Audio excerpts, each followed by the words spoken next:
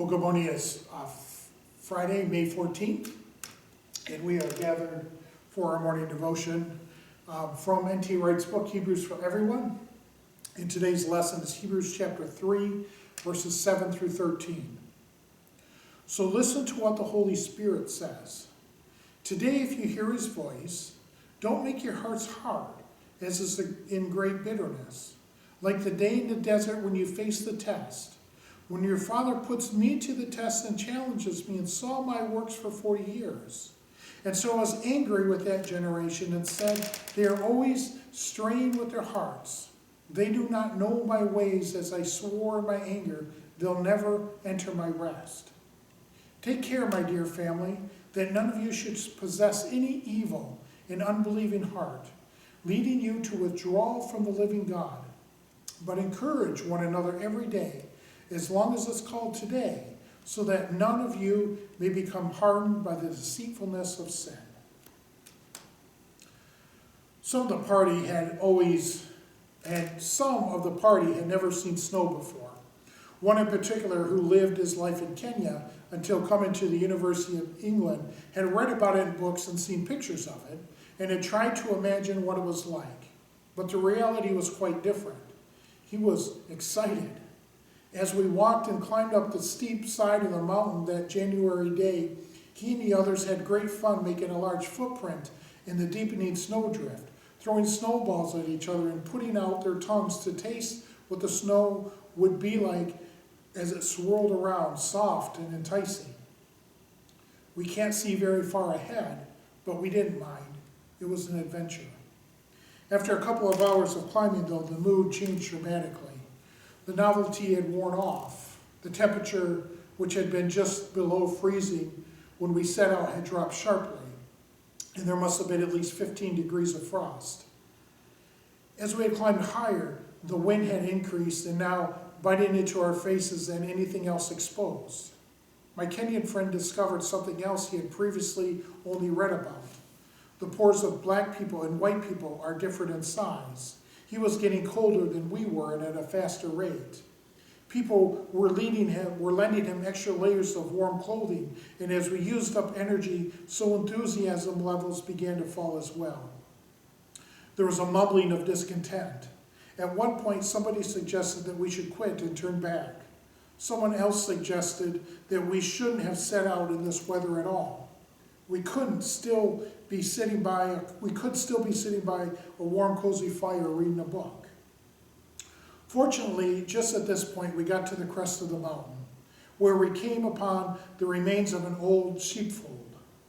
It proved enough shelter for us to get out of the wind and blowing snow, and were able, not without difficulty because of frozen fingers, to get out food and drink we brought with us. Soon everybody was feeling better.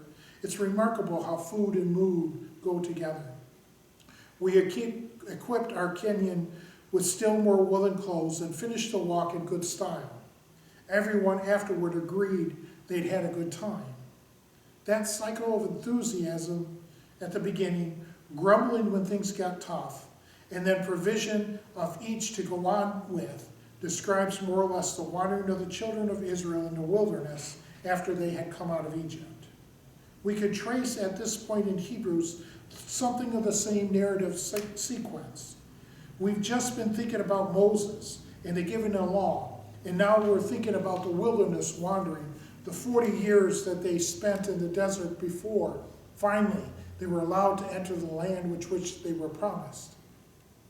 During that time, they went through what the writer of Psalm 45 calls great bitterness, the time of testing, when people faced the test of whether or not they were going to trust God to provide for them, and they in turn put trust to the test by demanding signs in the presence and care. Hebrews wants us readers to think of themselves as in some way like that generation, walking through the wilderness on the way to God's promised future that must have made the mistake that Israel did. But it's not just a matter of thinking back to the tiring journey and deciding to behave differently this time.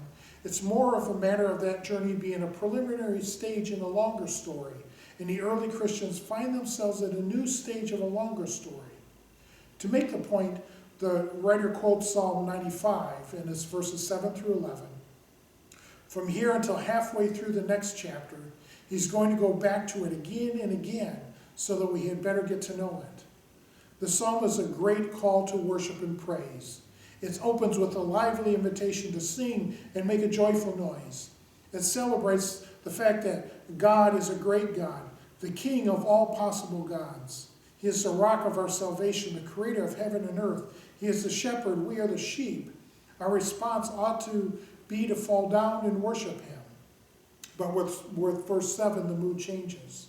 The psalmist, writing many centuries after the Exodus, warns that a new day is dawning in which it will matter decisively whether or not the people hear the call to obey God or not.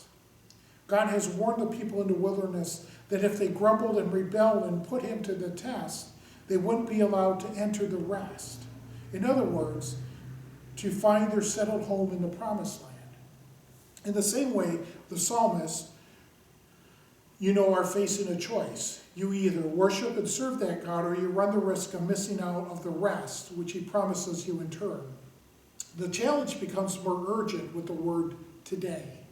The point of the psalm at which the quotation begins, and the point to which Hebrew returns several times, both in this passage and later, along with other early Christians, the writer believes passionately that God has acted once for all in the Messiah of Jesus, and that as a result, the new day had dawned for which Israel had been waiting. They had been living in what you might call tomorrow mode for long enough. Now it was today mode, the moment when suddenly it all happened. If only they would remember that, they would stay on track. There's much exploration on Psalm 95 to come in the following passages, but notice especially the application Hebrews makes at once in verse 12 and 13. The writer is all too aware that within early Christian community, even in the first generation, there were some who were in danger of going along with others for the sake of companionship, but whose hearts weren't really into it. They were like people coming on a snowy mountain walk because they were with friends, but who hadn't really thought about what clothes they would need or what food to bring. So when things got difficult, their hearts would fail them. But it was never really believed in the venture in the first place.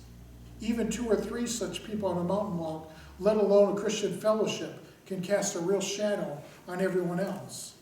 Nobody likes to have to be dragged along a grumbling companion when you should all be giving yourselves wholeheartedly to the task at hand.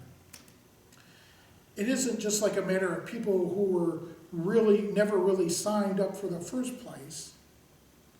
They may be others who made a genuine beginning, but who need encouragement. There is such a thing in the deceitfulness of sin that it's very powerful. You start by allowing yourself to apparent luxuries of doing something small, which you know you shouldn't, but which you still think doesn't matter. When it becomes a habit, you stop thinking it's wrong at all. If the question raised, you are ready for rationalizing. Well, everyone does it. This is the way the world is now. You mustn't be legalistic. No good being a killjoy. This creates a platform for the next move. Here's something else, which a while ago you should have shunned as certainly wrong, but it's quite like the thing you've gotten used to. So maybe, and before too long, you're rationalizing that as well. And once the mind has been deceived, the habit will continue unchecked. The main problem which Hebrews is concerned, and with its main deceit, is the question of whether or not we continue to follow and to trust Jesus, or whether we'll be content to drift with our initial fading belief away to a memory, and our hope dissolving like an energy of the snowbound walker. Maybe we should never have come. Maybe this mountain doesn't have a summit anyway. Whew, that was a mouthful. So what is Dr. Wright getting to? He's getting to the simple fact that we need to live for today. We are in God's kingdom today. Let's stop looking for the future for something to happen. It's happening now. It's happening today. Jesus came once for all. Jesus comes today.